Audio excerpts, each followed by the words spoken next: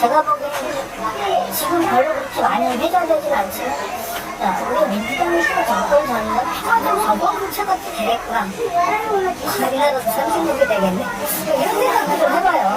근데 전국교체를 하면 뭐하냐. 그런 게 이제 새로운 어떤 전임 미답의 과정을 두명당에서 이렇게 넘어와서 민주당도 실현하고 또 한나라당이라고 하는 수식권을 세트하고 5년을 하고 그다음에 또 바뀌고 또 역동성을 우리가 계속 가져갈 수 있는 자부심도 있는 거지 않습니까? 사실은 그런 거는 사실은 아무 데도 없고 그냥 너는 왜말 바꿔 이런 말로 그냥 나를 월감에 부정해버려. 사실은 그런 내가 좀 알릴 수 있는 부분도 굉장히 많은데 그런 것들이 내가 보기엔 아까도 얘기한 혁명식이라고 하는 그 개인이 판단할 수 있는 범위를 벗어날 수 있을지라도 전략적 판단에서의 도장을 찍고 알고 그 사람 몫이었을 텐데 왜 그런 부분이 제대로 작동하지 않았냐 그리고 그런 부분을 좀 내가 좀 힘들어지고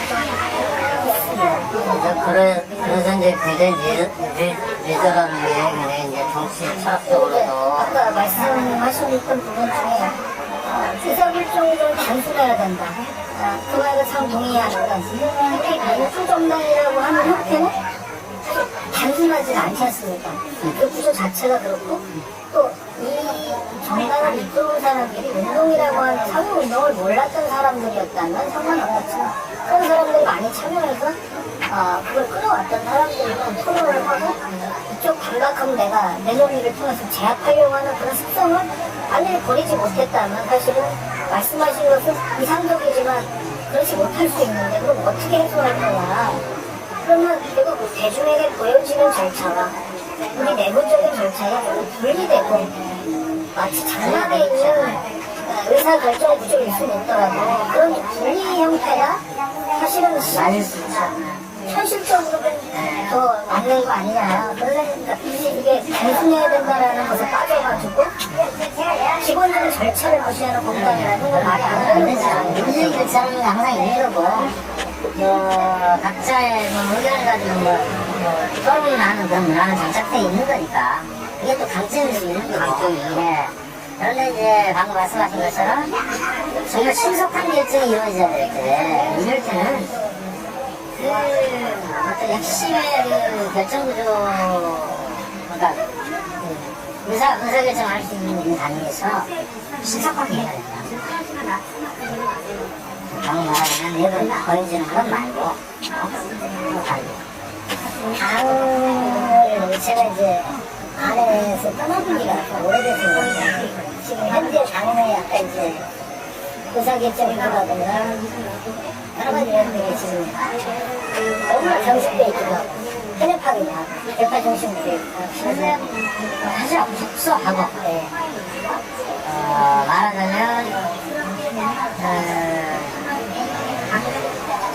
어떤 당대표가 선출이 됐으면 당대표의 친서관계에 의해서 의사결정이 이루어지는 거죠.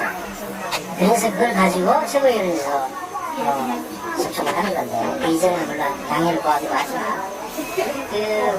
서로 간에 처해한 그런 사안이 아닌 것은 신속한 결정이 이루어지겠지. 근데 이 의원한 부분에 있어서는 이게 논란이 되고 의사결정이 늦어지는 당연한 그리고 한 가지 뭐 첨언하자면 여태까지 그런 경우였습니다. 공조직에 있는 당선이 잘 훈련되고 영향 있는 친구들이 많아요. 가격하는 건 아니지만 그런데 새 지도부가 선출되어 오면 거기에 따라서 약한 사람이 옵니다. 정무직 친한 정무직 그 사람들이 전면에 나서는 순간 언론은 막히고 일은 안 돌아가고 공조직은 전혀 안 되고 이런 상황이 몇 년째 계속해왔어요. 이게 정말 갚아야 되는 문제입니다. 그래서 제가 아까 당의 정치가 아니라 그렇죠.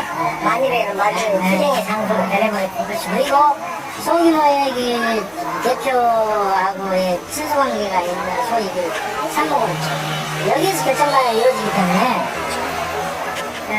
실무당 입장을 거의 모르고 있는 경우도 많고 사실은 그 신승당 입장이라고 그러면 선거를 훨씬 많이 당의 선거를 많이 치러봤던 사람들 아니 이건 아닌 거야. 야 이건 아닌데 왜 이렇게 하냐 이야기를 할 수 있는 사람이 없어져.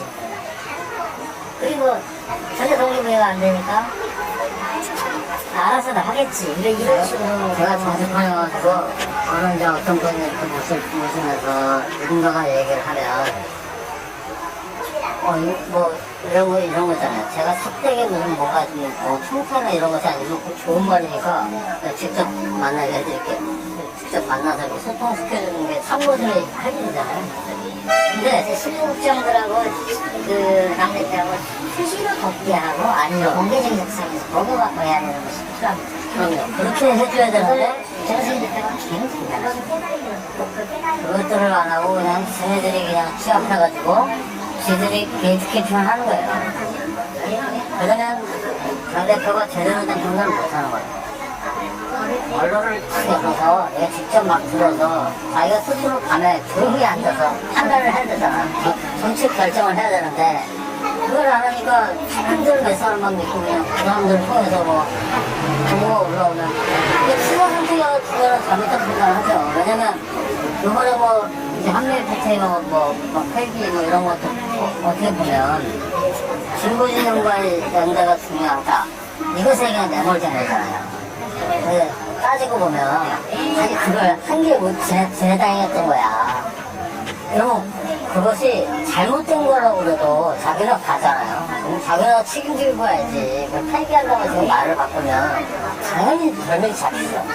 성공공학적으로도 해서는 안 될 말을 하는 거예요. 그냥 이거는 수준이야. 난 너무 수준이었고 강경말 같은 경우에도 사실은 이제 이명박 정부의 약속 기관이거든요. 국회에서의 예산 적어질 때 약속과도 틀려졌고 제주도와 약속한 것도 다 폐기하고 지맘대로 하는 거예요. 약속 폐기가 주요 문제예요. 근데 그런 비바이로 그냥 넘어갔어. 내가 보고 있어서 참말로 한심한 진짜 정치를 저렇게밖에 못하나? 그런 누가, 그러니까 울부짖는 애들은 가가지고 뭐 환경운동 한다는 사람들은 얼마나 그럴 수 있죠. 근데 대중정당이고 축구를 했던 정당이잖아요. 이 정당은 좀 더 근본적인 문제를 딱 짚었어요. 그런 문제를 짚지 못하는 정당이 왜 됐을까? 저는 당에, 제대로 된 당이 되려면 당직자들이 튼튼해야 돼요. 사실은 한나라당은 이미 20몇 년 전에 공천하기 시작했어요. 그건 아무도 못 잡으잖아요. 그 구조가 있다니까요. 그것이 의사결정 구조에 하나에 말하자면 스텝 바이 스텝 딱 단계가 있는 거예요. 원래 정리직이 있는 거야. 원래 정당이라고 하는 분위기를 하에 실질적으로 당을 좀 정책되게 만든 게 소통 시스템이 이게 장점도 있지만 단점이 굉장히 많습니다. 지금 대선배님 같은 경우는 원칙으로 가야 돼요. 맞아요. 그렇죠. 당대표가 강한 리더십을 가지고 주도하면서 끌고 가야 되는 거예요. 원내대표는 거기 서포트하는 입장이 돼야 되는 거고 물론 파트너지만 농만들의 입장이지만 그렇게 돼야 되는 겁니다. 그런데 그렇지 않다는 거예요. 그리고 실제로 이제 이 가장 중요한 게 그런 겁니다. 정치 지도자들도 정말 일반 소시민이 도대체 어떻게 살고 있는 건지, 그 사람들이 사는 그 생활 환경이 어떤 건지, 그 사람들의 불만이 뭔지, 이걸 알고 있어야 그 사람들이 불만을 해소시켜줄 수 있는 거 아니에요. 당대표 역시도 그렇다고 봐요. 자, 하다못해 지금 새누리당 이야기 나왔으니까 새누리당 아니 그 사무실 시스템이 엉뚱한 정착이 되어왔기 때문에 거기는 공식이나 뭐 당사자들에 대한 그 우생 복지는 아주 잘 돼 있습니다. 저희 같은 경우는 말하자면 지금 국회에 의원 보좌들 중에서 실무급, 저희 이제 당 실무장급들이 비서관급 연봉 넘었거든요. 그걸 몰라요. 지도자들이 모르고 있어요. 그리고 원내 말하자면 정치연구원 위원이 있지 않습니까? 원내직이라는 거 있잖아요. 그게 이제 의석수가 많아지면 이제 들어가는 거 1급부터 시작해서 그런데 그게 거의 원내에서 다 가져가요, 사실. 내년 등서부터 이제 중앙당이 그래서 기회를 내라서 조금씩 보기는 하지만 이런 부분도 사실 당이 경쟁적으로 소외되는 부분 중에 하나죠. 선거는 사실 말하면 당에서 다치고 당선인들 다 나가서 다 고생을 하면서도 원내에서 원내대표가 모든 것을 다 권한에서 그 원내를 가려고 하죠, 아무래도. 조금이라도 보수 체계를 좀 막고 정말로 막을 수 있으니까 많이 달라고 경력관을 위해서 가라고 하고.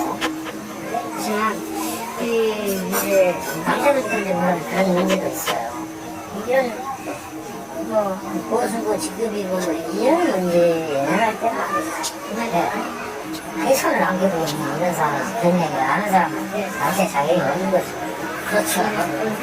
그래서 이거를 이제 그래서 여러 가지 논의가 결론적으로 결론 낼 문제는 아닌데 당내 시스템의 지금 문제 리더십이 가지고 있는 대국민적인 측면 말고라도 당내에서의 리더십을 문제가 우선은 걱정한다는 거.